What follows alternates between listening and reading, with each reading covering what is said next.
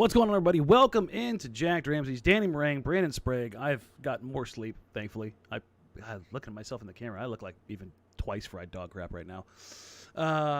You said it, not me. Yeah, man. I was like, oh my god.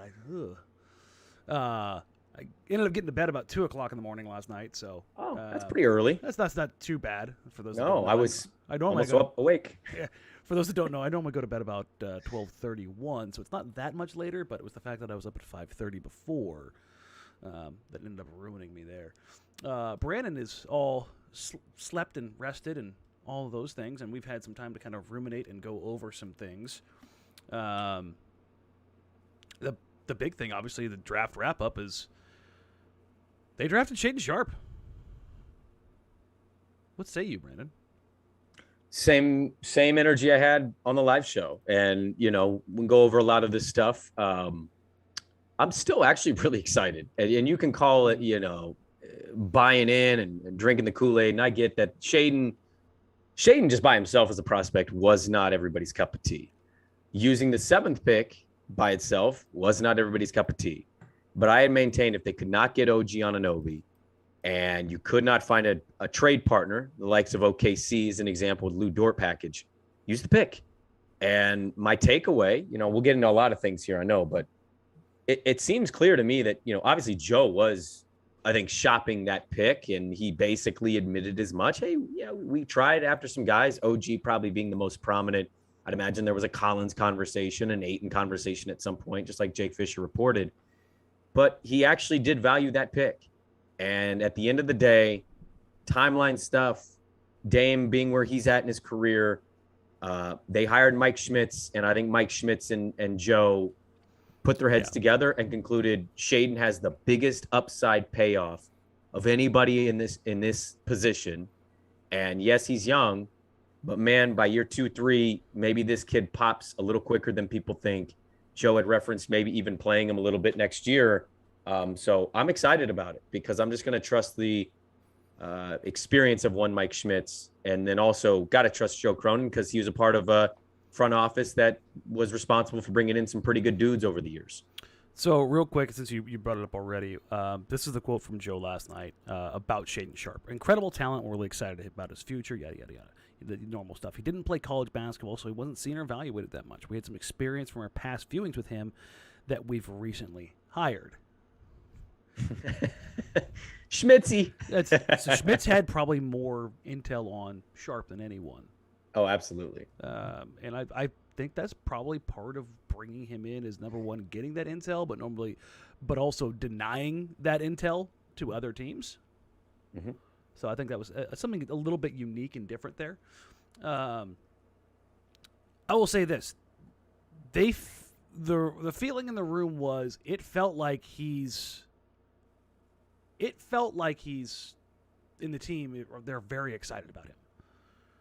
Not fake excited. We've seen fake excited before from leaders of this organization. I think there's genuine excitement about him in the sense of they think he can be truly special, and he did say he thinks he can get on the floor right now, talent-wise. Mm-hmm. Now, size-wise, experience-wise, we don't know. He still is a kid, and he hasn't played competitive basketball in over a year. And Shaedon addressed that a little bit. For those that don't know, there will be a press conference tomorrow morning, 10 o'clock. 10 a.m. 10 a.m. Yeah. They're going to introduce Shaedon and Jabari, I believe. And then Cronin will be available for comments and questions after that. So we'll get to hear a little bit from them, which should be fun. And both guys will play in the Summer League. Taking a look at this, like the big situation, we'll call it, is, are the Blazers living in two timelines? And I think that's not necessarily the wrong choice or a bad choice. If Sharp is a guy, like if he is a dude, do they just find a way to get him on the floor and make that happen and get contributions out of him? is that necessarily a bad thing as opposed to trading for a veteran? Trading that pick away, are they that much better in the long run? I mean, yeah, no, I think you're posing this is the crux of the conversation. I really do believe is how you are balancing this. Look, this is just my 2 cents. And, maybe Joe would disagree with this. Maybe you disagree with this. You have committed yourself to 2 timelines. And I know the experience is there already. So the age may not matter that much. But you kind of already committed yourself to 2 timelines. If you didn't, and it was really about seasoned experience to catapult from where you were to true championship status within a year, I think you'd more realistically look at trading Ant because you'd return quite a value in what his talent is. They don't want to do that, right? So they want to keep. Honestly, they can't really trade him for a difference maker because of the base year compensation rule. Okay, touche. So they're like, financially, you're kind of stuck with it, right? So I think you kind of already were in that position. And I know Shaedon's even further back. But my point is, there is a way to balance this. And they did it with Jeremy Grant. You may be able to do it with a couple other moves if you want to maneuver your way, right? If you don't trade, you have a Nasir Little that it starts or comes off the bench at 6'8". I imagine they're going to be hunting for more wing play. They drafted a wing in the second round in Jabari Walker. But to me, I think you were kind of already living in that to a certain degree. Like when you talk about Shaedon Sharp, whether it's people that listen to the podcast, people that you interact with on Twitter, or people that, text into my radio show, I always get kind of the, well, and if Dame leaves, Shaedon and Ant. And if Dame leaves, you've got Shaedon now with Ant. People are already kind of living in 2 different realities in a certain extent. I think the thing with Shaedon is, and I thought you made a good point last night, you don't expect him to play much, right? The minute log jam that they have with Dame, Ant, it's a real Josh, thing. There's 4 guys in front of him. 100%. I think the interesting part is the way they're going to experiment with lineups. And I think this is where Chauncey plays a factor, where we saw Golden State. We saw Boston. We've seen other teams in this league run it a little small, not for extended periods of time, but run it small for 8 to 10 minutes. If you told me Shaedon Sharp plays 8 to 10 minutes a night, and 10 maybe even a little aggressive there, but in that realm, I won't be surprised. In fact, that would be my best guess, is that's the kind of minutes we're looking at. And you kind of develop him that way. He gets to practice with these dudes, hit the road, be mentored. All of that is into play now. And I think those kind of minutes can really benefit a guy like Shaedon, who hasn't been able to play organized team basketball on a competitive level for over a year now. So I would look for him to play 8 to 10, somewhere in that wheelhouse. And you run it small with Grant at the 5, depending on who you're playing. I just think there's going to be a range of things that they can do depending on how they feel at the rest of this roster. But knowing where Joe kind of wants to go with roster construction, I think there's going to be some areas where they could plug him in, get him some experience, let him take his lumps, let him have some good moments, and see where he's at go year 2. Yeah, I think that's kind of the situation that they're going to be in. And everybody keeps asking, like, who would they go after? Who would they go after as far as different targets? I genuinely believe they're going to use Eric Bledsoe's expiring contract and something else to try to find a starting caliber 3. How that shakes out, I don't know. I would imagine if they do send any other additional players out, it would probably be on the younger side. And as of last night, I heard the Tybal stuff was still very much alive.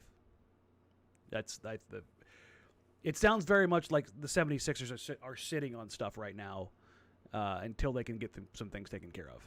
They maybe have gotten some signals from other players and looking at what other teams are trying to do. Daryl Morey, to quote, shout out Gundy, loves trade slop. Just the fine minutia of it all. And so that's going to be interesting to see how that shakes out. But for those that don't know, Tybal is represented by the good ones. That is Damian Lillard's representation. So draw your own conclusions. Can I ask you a real quick question? I want to hit back on the Shaedon pick just in general. So myself, I believe you, I believe most of the people listening, when the team drafts, they make their picks. does not everybody do the same thing? We run to whatever websites or writers that we appreciate, that we respect. Do we not run to their posts to see draft grades? Do we not do that? We do that, right? Yeah, no. If Mike Schmitz is not on the Blazers and writes up the draft grade and gives the Blazers an A, I just wholeheartedly believe that some of these people that hate this suddenly have their tune changed because they go, well, if anybody's going to know, it's going to be Mike Schmitz. Mike Schmitz has been scouting everybody, and he's as plugged in as there is on the draft circuit. And I find it interesting because we don't have that draft grade evaluation from a Mike Schmitz now because he's working for the team. Yeah. And he loved him before the draft. I'd imagine that if he was reacting to it, maybe he brings up the interesting fit of like, how is it going to work? Well, we'll have to see. But I love the aggressive nature of taking the swing on the kid that I think could be the biggest talent in this draft. And I think that's a little wrinkle that I thought about this morning is if Mike Schmitz is doing a draft write-up on ESPN Plus and we're reading it, it says Blazers, Shaedon Sharp, number 7. I think some people who maybe still don't like it that much, maybe they feel a little differently with that. I don't know how I feel about the move, but I know how I feel about the player. Like, I think that's something that's also kind of being missed here. Is I think the player is the biggest swing in this draft. I've thought that coming into this. I don't know. I realistically, and again, I've said this, God, how many times? I'm waiting till August to judge everything. Mm-hmm. Like, that's just what I'm going to do. So, does it make sense right now? In my head, no, not 100%. Do I get how they got there? Yeah. Do I think it's the best path right now? I don't know. Let's see what it looks like come August 1st. Let's see what it looks like when everything's settled. Trades are kind of done. Rosters are locked in and kind of work our way from there. It's just, I will say this. I've said a million times that I've wanted them to take big swings. This is a big swing. Huge. So that's kind of where I'm going with this one now. So I do want to take a second and talk about the other player the Blazers drafted, Jabari Walker, because everybody in the comments right now is fighting over how tall guys are. Number one, Shaedon is like, he's a freak athlete. Yeah. But he's lean. Like, we're not looking at, Kobe coming out of high school.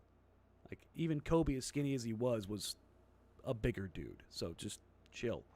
But the Blazers did draft a 6'8", 200+ pound dude in Jabari Walker, who played for the Colorado Buffaloes, which means Chauncey Billups spent a lot of time watching him. Mm-hmm. Maybe so did a lot of our listeners watching Pac-12 basketball. Maybe so did Joe Cronin, who's also a Colorado guy. Yes, touche. Chauncey beat him in the state championship. That's right. So, but this is a guy that I think that they targeted early on. I think for those that have asked, the Blazers traded away the number 46 pick for a 2024 second-round pick. Considering that Josh Minot went the pick before they picked, I would make an assumption that that's probably where they were looking. Mm-hmm. And they just kind of went from there. So, but I think it's a good addition. Taking flyers on big bodies that can do things. Yeah, I mean, what did KD tweet 14 hours ago? It's a wings league. What did Joe Cronin address there? And by the way, even with Shaedon's height, weight, the weight thing, they'll figure a way to get him bigger. But yeah, no, he's a kid. They'll get bigger. Right. Naturally, he'll get bigger too. Even at 6'5", though, what I was going to add, the 49-inch vertical does kind of change things, right? He's a different level of athlete, and that's and it makes up for some of that. And we're talking about taking a big swing. Like, one of the things Shaedon said is, like, listen, I'm a downhill guy. Like, I want to hit threes. I want to impact the game. I want to get my feet in the paint. I want to dunk on people. I want to play above the rim. Yeah. The Blazers have one dude who plays above the rim right now, and even Ant will tell you he needs to do it more. Mm-hmm. Like, so if you're looking at that trending line, one of the things I was hypercritical of during the Olshey era was the Blazers were here. They were the least athletic team in the NBA by a substantial margin. They're inching this way. Mm-hmm. Like, Nurk is going to keep that from spiking. You bring that average down just a little bit. Listen, love the big fella, but me and him have the same vertical, okay? It would actually be really funny if we could get you at the PF just to do like a video content thing where we measure the vertical leaps to see what the difference would be. I bet you we're about the same. We've had basically the same injury. So touche. And I don't disagree with you there. And I don't weigh too much less than Nurk. I saw Jabari play a little bit. I'm not going to pretend to be Mr. Pac-12 basketball all times all season. I did see a few games, obviously Oregon game, Oregon State. I saw Jabari and I thought he was an interesting player. I didn't really, I guess, take into account how I felt about him as a draft prospect. Mm-hmm. But, doing some reading on him too. First, for those who don't know, he's Samaki Walker's son. So he's got some NBA blood in his body. Which, my God, look around the NBA right now. How many former players are in the NBA? Jesus. I mean, I think if you started a Seattle franchise up, you could just fill it with juniors. Yeah. And I think they'd have enough for the roster spots. You get Samaki Walker, you get Scottie Pippen Jr. Who, by the way, spells his name differently, I guess, because his dad legally spells it that way. But for some reason in the NBA, it was spelled I-E. Interesting. Yeah, it's actually Scotty with a Y on his birth certificate, but he got to the league and it changed to I-E and he didn't change it, but his son's name is Y. And people were like, I thought he was a junior. That's like me. I have 3 government IDs with Dan, Danny, and Daniel. You have a Danny ID? Uh-huh. Interesting. My driver's license says Danny. What's the Dan? Conceal and carry permit. And I'd assume the Social Security is military ID. Yeah. Oh, okay, Daniel. But the thing I read about Jabari is comes in kind of this unheralded 3-star prospect. Nobody really knows how to feel about him. Tad Boyle, by all accounts, the Colorado coach, and he openly admitted this. He gave him a scholarship and a spot blindly. Didn't know anything about him really outside of he was Samaki Walker's kid. It's usually a fair bet, like, oh, you're an NBA player's son and you're 6'8". Right. Yes, had a good impact on an experienced team his first year, and he comes in place his sophomore year, I believe, after COVID. And you know what? He had a lot of expectation. People thought he was going to be the man, and he struggled, but he was able to turn that struggle into some success. He shot 37% from 3 in Pac-12 play. So we're talking about a big-bodied guy who's going to be able to stretch the floor and also hang with some 4s while he's out there. So you know what? Joe's going to swing on wings, and my stance. Give me the blue cheese. I'm all in on the wing plate. Listen, the Blazers back end of the young roster right now, well, Trendon isn't the explosive athlete. Trendon has size. Greg Brown has size. Jabari Walker, Samaki's kid, has size. They're leaning that way, right? Jeremy Grant now has size. Justice is a little bit different size, even though he's undersized. Height-wise, he is a truck and is one of a few guys in the NBA who plays significantly bigger than their size. I'd put him in the same category as Marcus Smart as far as guys that you trust to guard up significantly bigger. Hart plays significantly bigger than his size. The fact is, we're not talking about the Blazers having a bunch of dudes on the floor that have to play significantly bigger than their size. They have guys that can play significantly bigger than their size. They don't need to, because you've added it. And listen, I don't think Walker's going to play as a ton as a rookie. I mean, rookies don't typically play unless you're at the top of the draft. But he's 6'8". Like, coming off your bench, having 6'8" guys who understand the game with skill. I mean, just look at Trendon. Yeah. Trendon had feel. Trendon had IQ. You could see it right away. And even though Greg is lacking on that side of stuff, his athleticism, we saw like bursts of growth from him towards the end of the season when you're like, weird. You throw the 6'9" guy out there with a 40-inch vertical and you kind of reel him in just a little bit, put him where he needs to be, and he kind of starts showing you some stuff. So those are the also started shooting, Danny. I mean, we got little glimpses of him being able to shoot the basketball. Yeah, it's crazy. Young players getting better. It's weird, isn't it? Which is why, by the way, ever see it coming. Which is why I'd imagine Joe and Chauncey have already had conversations. Like, again, a lot of growth needs to happen, but Shaedon's going to play. Like they've wedged some minutes somewhere in there where they're going to say, we need him to get this experience, because that's the most valuable thing. It ain't being a red shirt by sitting on the bench all season. I kind of would like to see him, even if it's for 5 to 8 minutes. I'll tell you this. Before we kind of move into the trade targets, I'm going to transition into some summer league stuff here. Summer league is going to be fun. Man, yeah. A lot of people going to Vegas. Shaedon Sharp, Jabari Walker. I would imagine Greg probably goes. I'd like to see him go. I think that's beneficial for him. Maybe Brandon goes. Maybe He's a two-way guy, but maybe Blevins. no, he's done. I mean, he might go, but he's playing for somebody else, or they can put him bring on him back. Or they can Let's put him bring on him the back. summer league roster, I guess. Let's double down. Come on. They could, but they'll have some athletes in summer league. I literally, before we hopped on here, my other tabs are open. I literally just bought airfare and a hotel. I went cheap. Hey, you know what? Sometimes you got to go cheap because Vegas is going to take your money some way. That was part of it, but also I'm like, I'm only going to be there a couple of days. I will sleep in a shack. I don't. Yeah, who gives a shit? Where are you sleeping? Name the hotel. Excalibur. Oh yeah, you're sleeping. You're sleeping. Mid bottom tier of what they offer. Who cares? Just live in it, man. You know why I did that? Because you're cheap. I don't know. Number one, I'm cheap. Number two, it's like 2 blocks from Thomas and Mack. Oh yeah, walking ability. I love it. I want to spend the least amount of time outside as humanly possible. Well, it's gonna be really hot. Are you gonna gamble much? I'll go out one night. You gotta lay a hundo, right? Well, here's the thing. I will go out one night, and it will not be at Excalibur. It will be at the Aria. Wow, you're gonna front. You're gonna walk into the Aria as if you're staying at the goddamn Aria, and you're like, "Where are you staying?" Oh, I'm on floor 18. Yeah, like, no, I'm going into the nice casino, 100%. I'm in the Pyramid down the road. Oh, there you go. You want to go just full degenerate. I like it. But Summer League should be fun. I'm going to be down for anybody who's going to be down there. I'll be down there from the 7th to the 10th.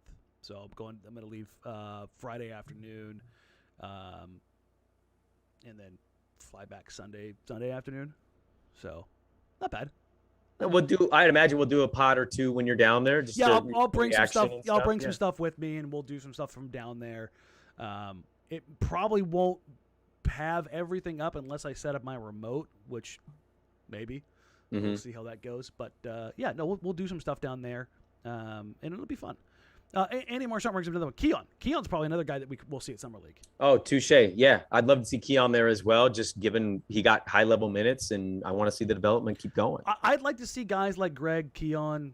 Trenton, I think, has kind of gone past that now, just for how many minutes he played. Because they needed him. He got a baptism by fire. I think he's kind of earned that role. And I want to see those guys play a game, maybe 2, and then be like, hey, you're too good to be here.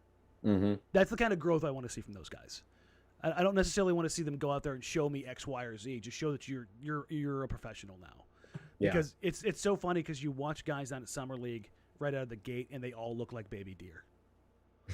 Like they're just trying to figure out so many things, like how to be a pro, talking to your coaches, all the media obligations and the bright lights and your first NBA checks and all that kind of stuff in Las Vegas. Yeah. Well, I'll tell you right now, Danny, I feel like I'm already becoming like a Papa Bear to Shaedon. Like I'm already expecting first game jitters, score 7 points, people hitting up us on Twitter. What a dumb pick. Look at this. Like I'm already ready for the negative impact of what that first Preparing game. yourself for it. I'm getting ready to elbow room into the defending of Shaedon Sharp here. Because look, Summer League, it can be really great. We can get Dame Lillard, we can get Ant Simons. There can also be wild swings the other way where we get Quintel Woods as the MVP or Telfair looking good or Jared Bayless. I mean, Bayless you name was the it. One that There's just went bonkers. You want to see good play. I won't refute that. But like if he's not amazing, I'm not going to walk away and go, well, he's a bust. It's over. And I'm already mentally and I'm ready. Get your Twitter accounts ready, folks, because I know some of you out there. Your tweeters are not going to offend me. I'm ready to go to back Shaedon Sharp. I, more than anything, am less interested in the results from these guys at Summer League. And again, process. Like, show me you know what to do. Mm-hmm. Showing me you can do it against guys, a lot of guys that aren't great. I don't think it really matters. There have been guys who weren't great at Summer League. If I remember right, I think Booker was not great his first Summer League, and I think it was his second or third Summer League. He was playing the Blazers. It was 2015 or 2016, and I think he had 30 in a quarter. and he was talking trash or Luis Montero was talking trash to him to start the quarter, I think, after dunking on him. Mm-hmm. Booker eviscerated his soul. Just annihilated in possession. Like, the whole gym was like an and one show at that point in time. Like, people are hooting, hollering, whipping towels around. Players that are, veterans that are there watching are just gassing him up. And Book is like talking to Montero, like walking him down, like, I'm going to shoot this here, and then pulls up from 35 and buries in his face. It was like, oh no, he shouldn't be here anymore. He needs to go. Like, and that's the kind of the moments that you're looking for from guys. Is like not necessarily going nuts, but just like fully showing it. Nah, they don't need to be there. Can I play the other side of the draft last night? I read another piece about the Pelicans, and the report is the Pelicans, who had the 8th pick, so right behind them, and they went with Dyson Daniels. Mm-hmm. The report is that Trajan Langdon was on the edge of his seat waiting for Portland's pick to come in. They wanted Dyson from the jump. They wanted Dyson bad. Yes. And the report is that when Trajan saw or heard Adam say Shaedon, he erupted in a scream and celebratory yell of like, hell yeah, we got our guy. And I read Jeremy Wu's piece on the draft stuff too, who, we had on the podcast, works for SI. And he was citing that there was a kind of like, I don't know if internal battle is the right way to put it, but that there was a back and forth where some within the offices wanted Dyson because he's a little more game ready, whereas it boiled down between Sharpe and Dyson internally. I'm more just curious your thoughts on New Orleans' reaction to it and the idea that, butting heads is normal, I think, in that industry, in that business, because you're going to have differing opinions on guys like we do, right? We go back and forth on different players all the time. People actually see the text messages. Oh, yeah. I mean, dear God, it's quite contentious. But I'm more just curious your thoughts on New Orleans celebrating us taking Shaedon and not Dyson, and then also the idea of Portland internally kind of battling a little bit back and forth on the two. I was talking to a few people about both these guys because I knew kind of where they were looking. Yeah. And I always felt that Portland was leaning more Shaedon because I felt like he has more upside for what Joe tends to believe in.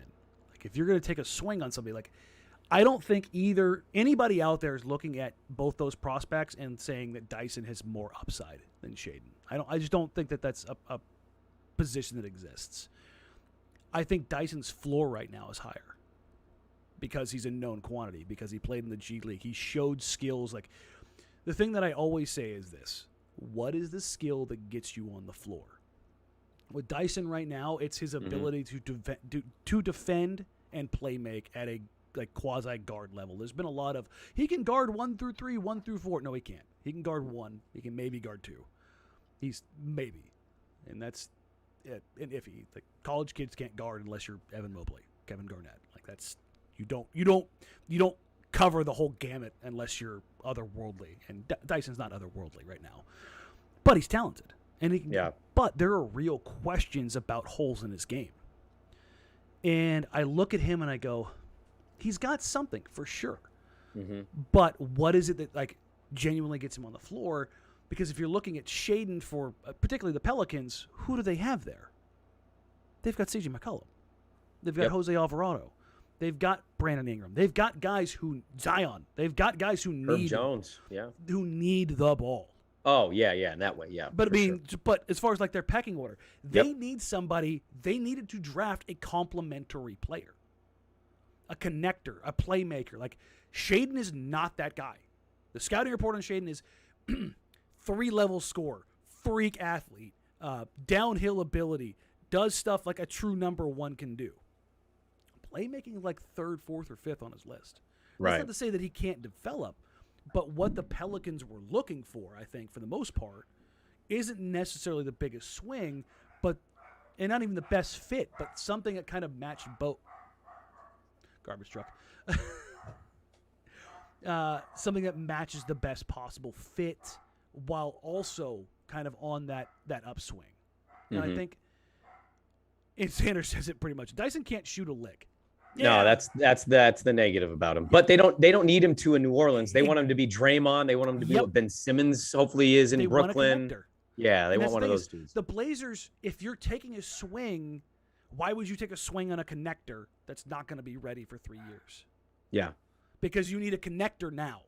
Yeah. And I think that's the justification for taking Shaedon Sharp. If you're going to go young, this sounds kind of weird saying it out loud, go for the guy that maybe is your next superstar. Sure. I don't think that sounds weird out loud. They need more Danny, they haven't had a whole lot of them if you haven't taken notice the last 10 years. And I'm not saying that to say, like, take Dame's spot, but let's take a look 4 years down the road. Mm-hmm. Is Damian Lillard here? I don't know. 4 years is a long-ass time. I hope so. Anthony Simons is just now going into his 5th year. Getting that contract. Yep. Feels like Ant's been here a long time. Okay? Now, 4 years from now, is Dame here? I don't know. I probably lean towards no. Mm-hmm. 14 years with the franchise is a long time. I hope he's here. I hope he stays here until he retires. Let's say he's not. Anthony Simons is now your starting point guard, and Shaedon Sharp has turned into a star, and he's your starting 2 guard. That's the ideal world, is if Dame, God forbid, ever does leave. And I kind of do want to start. I do want to start kind of playing this with the idea that he is. Like, at the end of the day, no matter what he's thinking internally, feeling, saying, what he's saying publicly and the message conveyed is lifetime Blazer. Mm-hmm. Dirk, Kobe, Tim Duncan, that's the message conveyed. So I'm operating now under the belief, and this kind of goes back to what my stance was yesterday when they made the pick. I know Sharp is not ready to contribute the way that I think Dame kind of wants to next year, because Dame's going to be 32. Neither is Dyson Daniels. Dyson Daniels is not coming in here and being your starting 3 and being your connector. Like, that's right. Not happening. And once those trades fell through, Joe said, okay, and maybe Joe is operating on that same thing of publicly, man, this is what you're saying. So if you're lifelong here in 3 years, albeit 3 years sounds awful because you'll be 35 at that point, and maybe you won't be where you want to be yet. But like in 3 years, if this kid hits, holy crap, we've got bucket getters. We've got hopefully some surrounding wings, some defensive guys. And, it feels a lot different than it does maybe today where, whether Dame likes him or not, and we'd assume Dame does like him. Like, obviously he was at the workouts, but Dame probably had a bit of like, okay, it's going to be here for the long term. And that when Shaedon hits, you've got a slightly older, grizzled Dame Lillard with him. Yeah, I've seen a lot of people asking. We kind of switch to trade targets or free agency, kind of roll them both into one. I'm operating right now under the auspices that the Blazers are looking to use their MLE on a big. I think that's very much where that's going to end up going. I think they're going to try to target a wing in a trade. I think that's something that's very much viable that's out there. And I think you could look at a guy like a Mo Bamba or a Jalen Smith. I think those are probably 2 bigs that you're looking at that would allow you to play a certain brand of basketball that Nurk doesn't allow. Whatever big they get, I tend to lean towards they're going to go for guys that allow you to play a faster brand of basketball. Mm-hmm. Because Nurk's not pounding up down the floor. Now.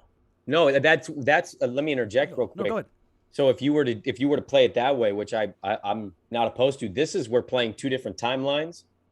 Maybe it's not the worst thing, because when Dame rests with Nurk, maybe that's when you unleash the Ant, Shaedon Sharp, Josh Hart, Grant, Mo Bamba, whatever. We're just throwing things out there, but that's when you would kind of push the tempo. Because again, we know just from, our eyes that it's not necessarily been what they do with Dame on the court. So maybe that's when you would kind of press things.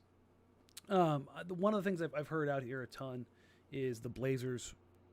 Again, this is not reporting stuff. I've seen this in the chat. Let me go ahead and rephrase that. I've seen a lot of people ask about swapping Hayward for Bledsoe. I could have seen that maybe on draft night when you could have got lottery picks that would maybe change things up very quickly. Because that would have saved the Hornets about $10 million, but also straight across, it doesn't work. So, somebody just put Drummond down as an MLE target. Don't you ever do that. Drummond is a vet minimum player. Don't do that. Can we not piss Danny off again today? Can we not go back-to-back days of Danny screaming at people? Big Penguin is a vet minimum player. Andre Drummond, Dwight Howard, those guys are they're vet minimums. Oh, please don't bring Dwight here. Oh yeah, no, I won't. I don't want either of those guys. No.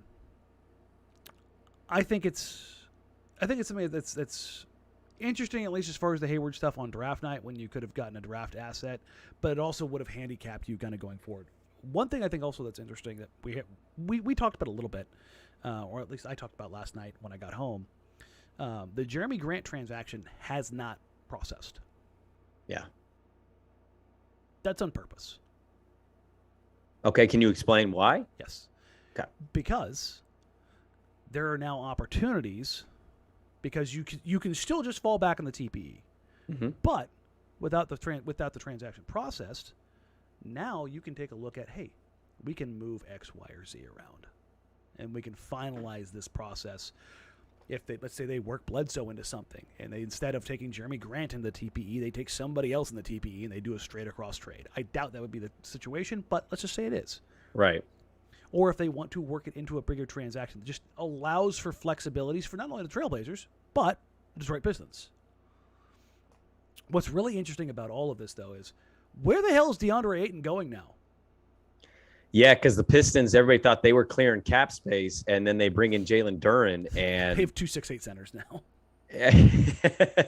I don't know. I don't know where he's gonna go. Phoenix is desperate to get rid of him. It's the league. The league is weird. The Lakers right now seem to be bringing back Russell Westbrook, so maybe Phoenix, baby Kyrie. Well, yeah, I mean, dear Lord, but maybe they're willing to bring him back in Phoenix, because I'm trying to think of the team that goes for him. I thought Detroit was it, and now I'm kind of maybe OKC, but you got Chet, so I don't know. Or maybe you think you could play Chet with him. I don't know. I don't know what to make of the Ayton situation. Or you send Ayton to Detroit too, and Detroit says we're gonna have they'll deal off a big stew and figure that out. I don't know. It's just been. And then you play Duren as your backup. It's just interesting. There's a lot of things there are a lot of moves that I think are going to happen in free agency now. Can you get DeAndre for a cheaper price, possibly? Let me ask you that question. Is that the eye emojis we're getting from Nurk and Josh Hart? Maybe. And perhaps since the clutch corner didn't pay off on OG, they go a different direction. I'm kidding, of course. Somebody asks, can we still get Ayton? I don't think that's something that. I mean, I'm just spitballing here. No, I'm with you. I don't think that's a way that they're going to go. Did it come through? Did Clifford get announced? Yeah, he's the coach. The Hornets. The Hornets said, we've activated that key fob that you kept, so thank you for hanging around the Charlotte area. It's the Abe Simpson all over again. Just walking in, taking off the hat, taking it off, put it on. Why would you, just out of curiosity, did MDA say no to them? Like, why would you not hire Mike D'Antoni just because look what he does with point guards and you have LaMelo? Why would you not do that? What am I missing here? Or Terry.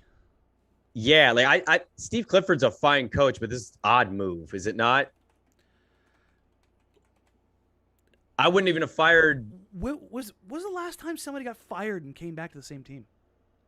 Like within a span of what? 3 years? Brago's there was 3 years? 4, whatever. Yeah, when was the last time that happened? The Lakers, maybe with Phil? Yeah, I think that's a championships. He walks away and he comes back, but it doesn't work. I think it's a different scenario though, because you just said it. Championships. I mean, yeah, we're talking, but I'm just trying to think in general, like coaches that were there, fired. Hey, let's redo that thing that didn't work at the end. What is Michael Jordan doing? Cheap. Yeah, I mean, it's got to hurt to be the GOAT and be cheap. Like if I'm the GOAT, I'm never cheap. It's yeah, I don't know, man. Haggling, by the way, cheap. What are we haggling over here between Terry Stotts and Steve Clifford?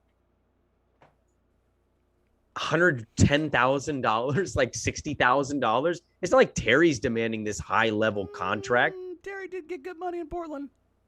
Well, I mean, look, if you're Terry, Terry, and there's a chance you get fired quick, you might as well shoot for the goddamn moon. I would just say Terry got good money in Portland in his last deal. Hey, Terry, it's Mike Jordan. What's it going to take to get you out of Bend, Oregon? Hey, Mike, thanks for taking my call. At least 7.5 a year. All right, go fuck yourself, Terry. I'm hiring Steve Clifford again. I would imagine that's how that phone call went. Terry's like, great. I'm on the hiking trail of Smith Rock anyway. Terry's hanging up his phone and going like this. Just hitting that fly on the water, baby. He's drinking an IPA at Sun River Brewing. Like, cool. Good for you. I'm happy for you. What's funny is I think like half the state of Oregon right now is in Sun River, so that would track. But yeah, listen, league wide, it's. Why would you have LaMelo Ball and hire Steve Clifford? Miles Bridges, LaMelo Ball. You want to get fun and dumb and athletic, and you don't want to get a coach in either MDA or Terry who. Get fun, dumb, and athletic. Yeah, Instead, you want to go with the guy that's like, all right, it's 7:30. I want you guys in bed at 7:45. 4 corners. Let's go. Hey, LaMelo, did you warm up your milk? Did you drink your nightly warm milk? Okay, no? All right. Listen, I don't want to seem like I'm throwing shade at Clifford because I think Clifford's a good coach. No, he is a good coach, but it just doesn't seem like a good fit. Stylistically, I'm being selfish is really what it is because I wanted to see either Terry or MDA go, let's have some fun. I wanted to see one of those guys at the last go-around of this team. But, you can't get everything you want, and you got to pivot. So it's interesting. But let's take a look at real quick and kind of pivot back to the free agency kind of trade targets type stuff. Again, Tybalt is something that I think is very much strongly likely to happen. So people are asking, I don't know, best guess, like what you think the price could be. If they're to land it separate of a 3-team deal the way Daryl wants it, Daryl says, okay, fine. What do you want? What do you think that price is? I think straight across, they just take them into the TPE and swap second-round picks.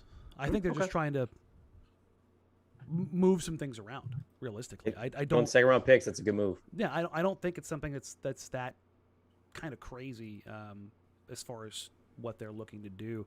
And I've seen some people say, well, Tybalt's a 2. Tybalt's a 2. He's only 6'5". This Tybalt falls in the category of one of those dudes that plays bigger. He's basically spent his entire career 50-50, the 2 and the 3.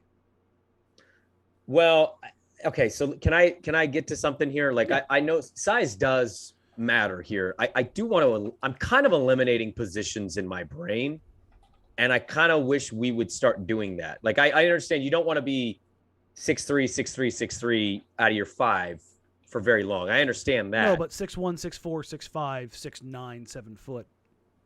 Sure. I mean, there's going to be some teams that you play where you're going to be a little undersized. But a lot of this league is just, hey, he's athletic and he's a wing. Wing to me is now ranging from 2 to 4, just depending on who it is and where it is. So big wings and normal wings is kind of there's big wings, little wings, chicken wings, power wings, sauced wings. You ever had a turkey wing? I've had a turkey wing. It's delightful. In fact, we're trying to go to Disneyland this year. We're kind of waiting to see what the old economy does, but there's nothing better than a nice turkey leg, man. Total sidetrack. The company that I used to work for, absolutely. We made the industrial fryers, right? Yeah. So if you've had a Juanita's tortilla chip, those tortilla chips are made with the fryers that we made in house. Gluten-free, by the way. Wonderful. Like, they literally just picked up some the other day. So it was great. Every time they come by, they drop off boxes of chips. It's just fantastic. That beautiful woman on that bag gets me every time. Have you had the chili peño? Juanita's? Yeah, they're like the Doritos, the Dorito version. Listen, you don't get them at every store. Yeah, I've had them though several times. Yes, they're wonderful. But I say all this to say, Knott's Berry Farm has 2 fryers that they bought from us for their chickens, and it's like this assembly line of fried chickens. It's just fresh, straight out of the fryer. So if you go to Knott's Berry Farm and you get this fantastic whole fried chicken that comes out of there, just know where it came from. It was made with love. I'm going to admit something that I'm kind of embarrassed to say. I didn't know people fried whole chickens. I've never seen or had a whole, like, fried complete chicken. You know what I mean? They do those, but they also do the chicken parts. Oh, okay. So they chop them up and be like, okay, breast, thigh, wing. Oh, okay. Great. Just makes it easy. I would like to see a whole rotisserie style looking chicken deep fried. Oh, yeah. I mean, and you just walk up and pick the skin off. Just call it good. Think about it. Yeah, like why would you not do it? Yeah. Jaron says Juanita's just appeared in the Bay Area. It's a fantastic development. Listen, man, Juanita's is trying to go big, man. But the problem is they can't keep up with how much people love their food. This is why they're trying to expand. Evan James says, Jesus, man, you must live under a rock. Who, me? Yeah. Why? For not knowing about the whole fried chicken. Oh, well, I was seeing something different when you said that. I know about a whole fried chicken. I'm seeing like an actual think of rotisserie chickens at Costco. Oh, okay. Gotcha. And you just dump the bitch in some oil, I mean, lift it up, and you could probably make that work. If you can deep fry an Oreo and a Twinkie, you can deep fry anything. I've deep fried a whole turkey. That's exactly my point. Yeah. I know people chop up the whole chicken and then deep fry the pieces. I'm talking about it keeping it together just like you would a turkey. Okay. And just deep frying it that way. Sorry. Angel Alonso says, we fry everything in Texas. You're damn right you do. Hey, Texas got some good food, man. Double E says, Morey always overvalues his players. I don't think he's overvaluing anything. I think they're looking at different machinations to make an effective deal. Because there's been rumors about who they're pursuing and who they're not. It's an interesting position that they're in because it looks like he wants to bring the band back together and bring in Eric Gordon, which doesn't make any sense because that's a lot of money for a guy that plays alongside James Harden and isn't the guy he used to be. I don't know, man. I don't know. I don't think he knows what he's doing, to be honest with you, but I've had that opinion for 2 years now. So what the hell do I know? It's I don't know. He's trying to trade his way out of his terrible shit situation. That tracks. Yeah. But as far as like other targets, and I said something last night that I got a couple texts and DMs about when I said the Blazers don't have access to the full MLE, or because they didn't do the OG move, they don't have access to the full MLE. Technically, they do right now, but I'm under the impression that after some additional trades, they might not. That's why I said that last night. I think that they will get there somehow, some way, but the OG situation and how they were going to go about things, it put them in a position to have the full MLE with the way that I had done the math. So that's why I said that last night. So we'll kind of see where that ends up eventually going. You got anything else on Sharpe? No, I just, while I can acknowledge, because you're getting texts and you were going to the facility and we're dealing with like draft rumors and trades or what's going to happen. Like I can acknowledge I thought our pod ended a little weird yesterday. So what I would just say is like I didn't really change my position much, and I think you've conveyed how you feel ultimately about it all. I choose to be excited about it because the alternative is what? Being in misery and acting as if this kid's never going to hit, never going to. It's a disservice to him. It is a bit of a disservice to him. And so, like, why not? If we can endure 10 years of what Neil did or did not do. I can handle 10 months of changes. I can give Joe Cronin till, what did you say? August. I can wait till August to just see how I feel about this team and what they can be and where kind of the future lies. So I just maintain the same position. I'm excited to see Shaedon, excited to hear what he's doing in camp, and excited for Summer League in a couple weeks. Brady Smith asks about Jonathan Isaac, TJ Warren, or Harrison Barnes. Of those potential players, I would say Harrison Barnes would probably be the most likely, but I think the ask there is a lot more because Sacramento wants to compete. Barnes is rumored as a large portion of the John Collins. I almost said Jonathan Isaac and John Collins, a part of the John Collins deal. So we'll see. Didn't Sprague call Joe a fat, bald version of Neil? No.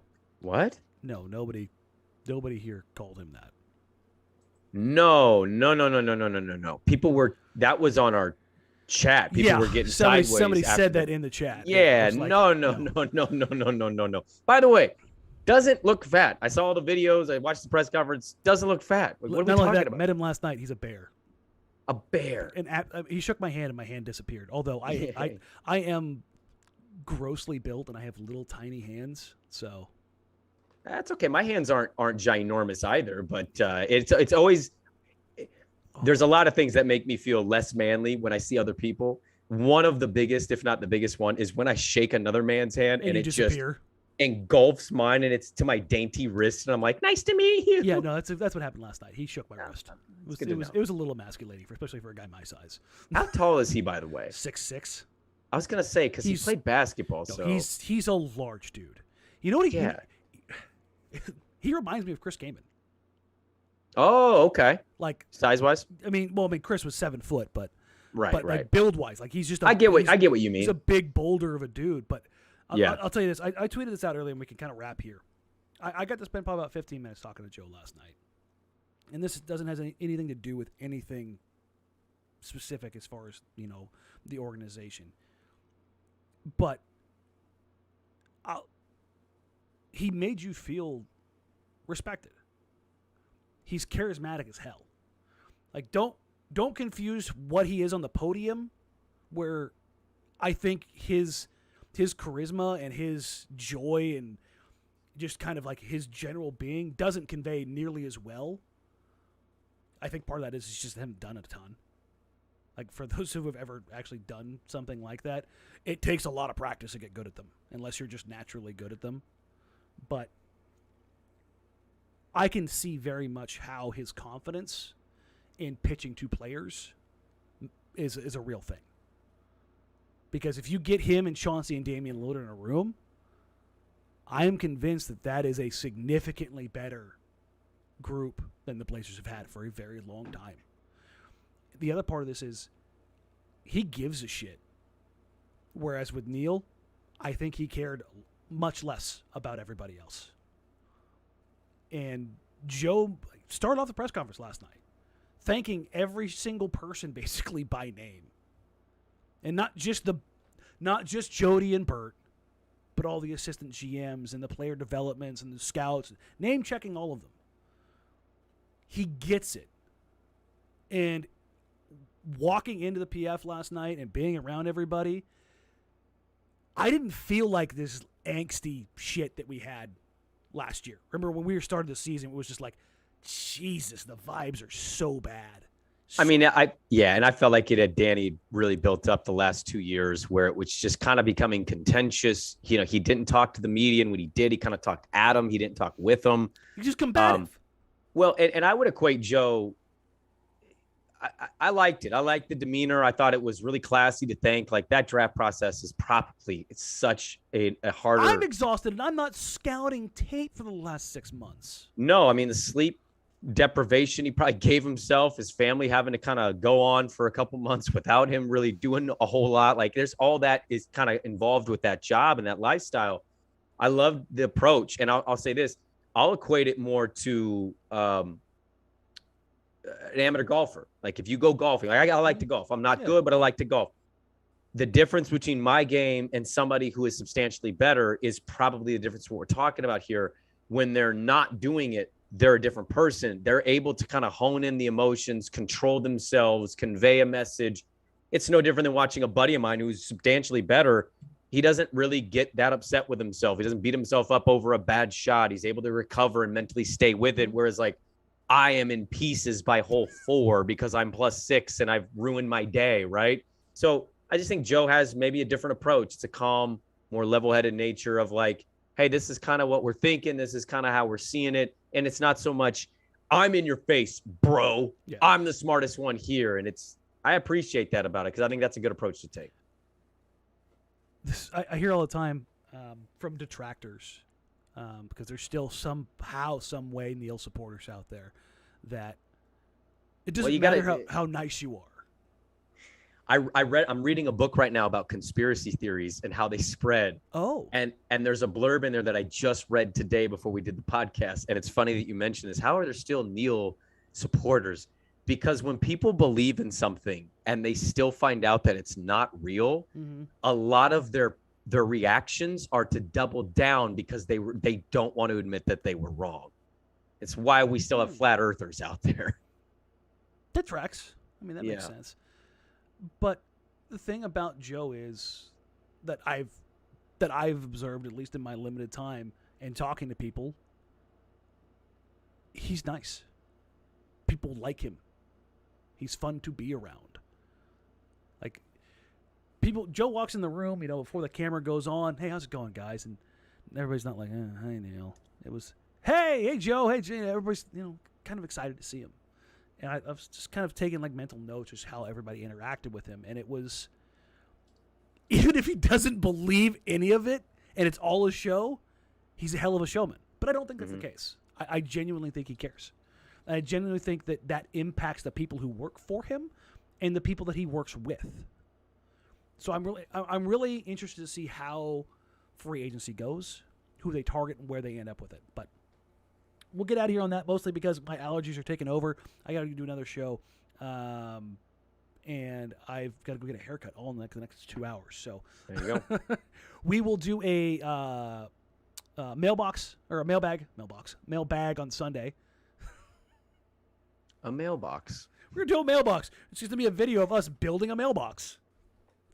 We're going to just flip it on the script and go full woodworking. Just go full wood shop. We'll do a mailbag on Sunday, so get your questions in. I assume we'll have a ton of how Shaedon looks, how he feels, or how he fits together, what kind of player he really is. Same with, maybe imagine so with Jabari and then a bunch of free agent. I'm going to spend the next couple of days kind of going over, making some phone calls as far as tracking who they may be going after in trades and free agency. I would imagine they have a pretty good idea of where that's going to go right now, but if some things change with some potential trades, I think that'll kind of impact things kind of going forward. So get your questions in. I'll throw a tweet up probably on Saturday, and we'll kind of go from there. So, again, thank you all for watching. Thank you all for participating. The last 2 weeks have been the most watched 2 weeks we have had with the channel. So thank you. It has been Summer League's coming, baby. Keep subscribing, keep tuning in, keep hanging out with us, sending us tweets, questions, all that stuff, man. We appreciate the support. It's been overwhelming, and it's going to keep getting fun, and then we'll have a little bit of a dead period and get it back up. Because go on vacation. Enjoy the sun while it's out. Exactly. We appreciate you taking some time coming inside right now to watch us right now. But get outside. It's what, like 85 degrees right now? It's really hot, yeah. Go enjoy it. Take care. We appreciate you. Like, rate, review, subscribe. Help us grow the show. You can find us on social media at Danny Marang, at Brandon Sprague, at Jack Ramsays. You can email the show, jackramsays@gmail.com. And we'll see you guys on Sunday. Take care. Until then, for Brandon, I'm Danny. Take care. Again.